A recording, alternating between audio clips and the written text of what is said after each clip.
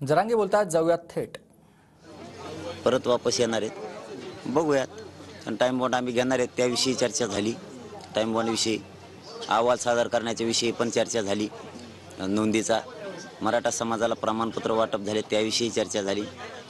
बीडमध्ये जे निष्पाप आमच्या मराठा बांधवांना विनाकारण खोट्या गुन्ह्यात अडकवलं जातं त्याविषयी चर्चा झाली. जे त्या प्रकरणामध्येच नाही आहेत अशांवरती विनाकारणच अन्याय केला जातो, त्यांना उचलून आत टाकलं जातं. 7-7 हजार लोकांची यादी काढली जाते असं बीडकडून कळालेलं आहे. मराठा समाजाच्या आमच्या बांधवांकडून तेही त्यांच्या कानावर टाकलं आहे. तेही आता ते बघतोय म्हणलेत. कारण आमचं म्हणणं असं आहे की तुम्ही अन्याय करू नका गोरगरीब मराठ्यांच्या पोरावर. तुम्ही कितीही दबाव टाकण्याचा प्रयत्न केला आणि आंदोलन मोडवण्याचा प्रयत्न केला तर ते मोडणार नाही. कारण ते स्वतःच्या लेकराच्या हितासाठी. त्यामुळे कितीही केसेस तुम्ही खोट्या केल्या तरी मराठा समाज आम्ही मागं सरकणार नाहीत. आता आरक्षणच घेणार आहेत. आम्ही घाबरणार नाहीत आणि खचणार बी नाहीत.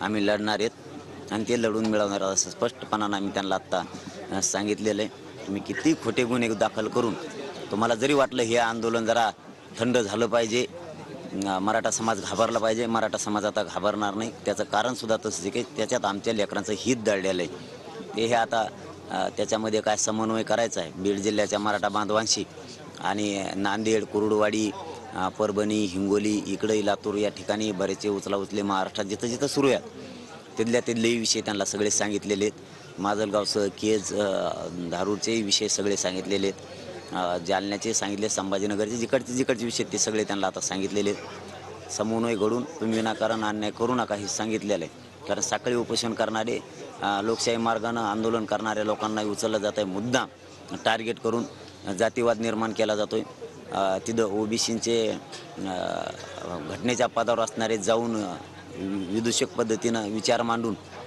विनाकारण गोरगरिबांच्या मराठ्यांच्या पोरांना उचलायला लावलं आहे. याविषयी त्यांना सांगितलं, त्यांनी दडपण आणलं आहे. सत्याचा गैरवापर असा गोरगरिबांवरती करू नका हेही आम्ही त्यांच्या कानावरती टाकलेलं आहे. नसता बीड जिल्हा अन्याय झाला आहे. बीड जिल्ह्यातला सगळा मराठा समाज रस्त्यावर उतरल्याशिवाय राहणार नाही हेही सांगितलं आहे. कारण आमच्यावर अन्याय होणार असेल तर आम्ही बीड जिल्ह्यातला समाज आणि महाराष्ट्राला समाज थांबणार नाही. तुम्ही कितीही दबाव आणून पोरं गुंतवण्याचा प्रयत्न केला, महाराष्ट्र आता थंड राहू शकत नाही. आम्ही शांततेत करणार, पण आमच्यावरचा अन्याय आम्ही मोडून काढणार हे त्यांना सांगितलं आहे. आता ते काय प्रयत्न करतायत बघूया.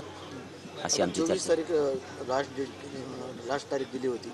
त्यानंतर तुम्ही काही आंदोलन करणार आहात का? दिशा कोणती असेल? आणि दुसरं म्हणजे विशेष अधिवेशनासंदर्भात काही चर्चा झाली का? हो, जो नोंदी सापडल्यात त्याचा अहवाल बनवून ज्यांच्या नोंदी सापडल्यात त्यांना प्रमाणपत्र दिले जात आहेत. त्या लेकरांचं आता कल्याण झालेलंच आहे. परंतु ज्या नोंदी सापडल्यात त्याचा अहवाल बनवून 24 तारखेला त्याचा कायदा पारित करणं आहे. म्हणजे महाराष्ट्रातल्या सगळ्या मराठ्यांना त्या आधारावरती आरक्षण मिळणार आहे. त्या दृष्टिकोनातून चर्चा झाली. आता त्यांना सांगितलं आम्ही या अधिवेशनातच कायदा पारित करण्याचा निर्णय घ्या, अहवाल घ्या. परंतु आता ते घ्यायचं नाही त्यांच्या हातात आहे आणि आम्ही फोर्स करणार नाही. त्याचं कारणही तसंच आहे. आम्ही त्यांना 24 डिसेंबरपर्यंत कसलं डिस्टर्ब करणार नाहीत, त्यांना त्रास देणार नाहीत. कारण आम्ही वेळ दिलेला आहे. त्यामुळं आता ते त्यांचा निर्णय घेतील. नाही त्यांनी 24पर्यंत केलं तर त्याच्यानंतर अधिवेशन घेतील. ते एखादं अधिवेशन बोलवतील, करतील. परंतु 24पर्यंत आम्ही त्यांना सांगत नाहीत. फक्त आठवण करून दिली आहे अधिवेशन योगायोगानं तर घ्या असं सांगितलेलं आहे. बघूयात आता त्यांच्याकडून काय होतं आहे. मात्र आमचं शांततेत गाठीभेटी सुरू आहेत. आम्ही मराठा समाजाशी भेटतोय.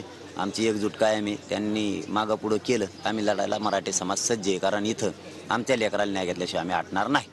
बीडमध्ये जे काही झालं त्याच्यामध्ये हजारो मुलांचे, तरुणांचे नावं घेण्यात आले.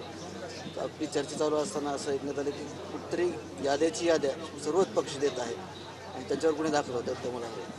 हो, आता ते जाणून बुजूनच चालवले. ते आता आकाशापोटी म्हणायचं मराठ्यांचा द्वेष भरलेला आहे ठासून. त्याविषयी चाललेला आहे तो विषय.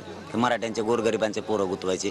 पण त्यांना हे कळत नाही गोरगरिबांच्या पोरांवरती काही कारण नसताना अन्याय केल्यामुळं मराठा समाज जास्त एकवटा लागला आहे. मराठा समाजात जास्त रोज तयार व्हायला लागलं. सरकार जाणून बुजून मराठ्यांचे पोरं गुतवायचा प्रयत्न करत आहे. त्यामुळे मराठा समाजाचे हे लक्षात आलेलं आहे. आम्ही आता त्यांना 5-6 दिवसापासून विनंती केली. आता त्यांना विनंतीला मान नाहीच पडला. त्यांनी जर जाणून बुजूनच मराठ्यांचे पोरं गुतवण्याचं ठरवलं असेल तर त्याला आमचा नाविलाज आहे. आम्हालाही रस्त्यावरती आल्याशिवाय पर्याय नाही. आणि बीड जिल्हा पूर्णचे पूर्ण घरादारं सोडून लोक मग त्या आंदोलनात उभं राहणार. कारण अन्याय झाल्यावर त्याला वाचा फोडणं हे आमचं काम आहे आणि आम्ही ते करणार आहेत. समाजाच्या पाठीशी आम्ही सगळेजण आम्ही एकमेकाशी उभा राहणार आहेत आणि समाजाचा निर्णय तोच आपला निर्णय असं समजून आम्ही सगळेजण ताकदीनं उभा राहणार आहेत महाराष्ट्रात. ओबीसी समाजाची